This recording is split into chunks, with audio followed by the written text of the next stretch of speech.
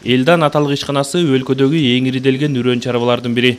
2000 гектардан ашуун аянтка арпа, буудай сыяктуу дан эгиндер айдалып, сапаттуу үрөн өндүрүлөт. Чет элден келген жогорку сапаттагы үрөндөр сыноодон өтүп, дыйкандарга берилет. Чарбанын жардамы менен өлкө аймагындагы бир катар фермерлер айдаган эгиндеринин сапатын жакшырта алышты.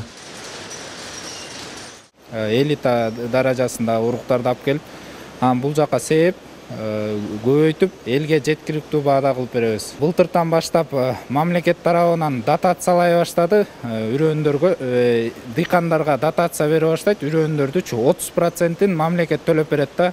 Биз сатабыз баада. Мамлекет бизге 30%-ин кийин төлөп берет да. Дыйкан сатып алган, бизден сатып алган үрөндүн. Мамлекет бул өңдүү атамекендик чарбаларды колдойбуз дегени менен ишкерлер туш келген көйгөйлөр арбын эле. Эң ириде өзүбүздө үрөн чарбалардын жоктугу. Мындан улам ишкерлер өз аракети менен сапаттуу үрөндөрдү чет элден алышат. Сырттан ташып келүүдө сомдун чет элдик валютага карата алсыздыгы ишкерлер кабылган негизги көйгөй. Андан кийин эле айдоо жерлеринин тартыштыгы жана ижарага алуу жол жобосунун татаалдыгы. Что требуется от государства?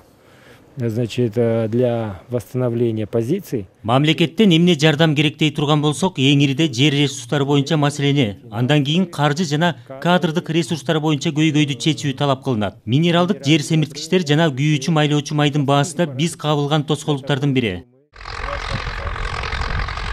Президент Садыр Жапаров кечээ кол койгон агроөнөржай комплексин өнүктүрүү боюнча жарлыкка ылайык жогоруда айтылган көйгөйлөрдү ишкерлер, дыйкан чарбалары туш келген тоскоолдуктарды жоюу тапшырмасы коюлду. Негизинен учур талап кылган 3 багыт белгиленди.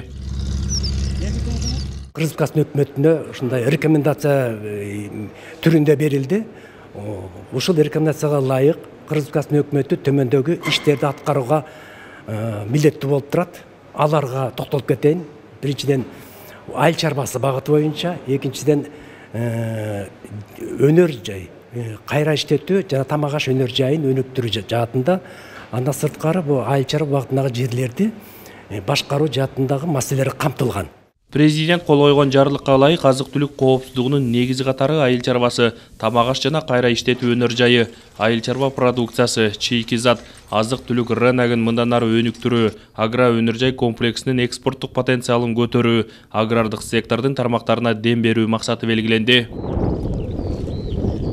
Маселен, айыл чарба багытындагы өздөштүрүлбөгөн жана асылдуулугу төмөн жерлерде жайыттарды натыйжалуу пайдалануу, улуттук жана облустук деңгээлдерде агроөнөр жай комплексинде чарба жүргүзүүнүн кластердик ыкмаларын киргизүү, ар бир облуста айыл чарба продукциясы үчүн логистикалык борборлорду ачууга шарт түзүү милдеттери коюлду. Бул багытта агрардык өнүктүрүүнүн концепциясынын долбоорун жана аны ишке ашыруу боюнча иш-чаралардын планын иштеп чыгуу тапшырмасы белгиленди. Амантор Шергазиев, Эсен Турабыкеев, Ала Тоо 24.